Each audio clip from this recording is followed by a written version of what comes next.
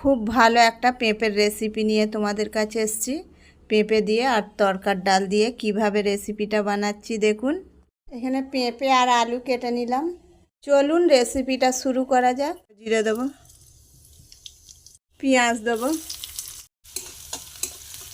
কেটে রাখা পেঁপে আলু দিয়ে দেবো, আদা রসুনের পেস্ট দেবো, হলুদের গুঁড়ো দেবো, লাল মরিচের গুঁড়ো দেবো, ধনের গুঁড়ো দেবো, জিরের গুঁড়ো দেবো।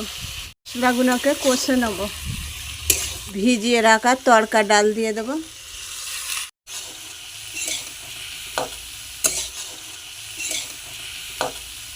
সাথে কুলে কাটা শাক দিয়ে দেবো।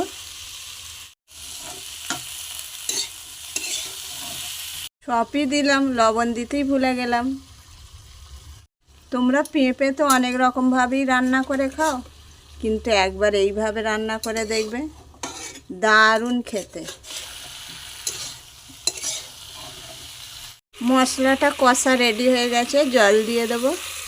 এর মধ্যে খুব একটা জল দেবে না, মানে মাখা মাখা টাইপের হবে।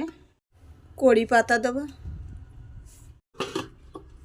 পেঁপে দিয়ে তরকার ডালের রেসিপি রেডি হয়ে গেল।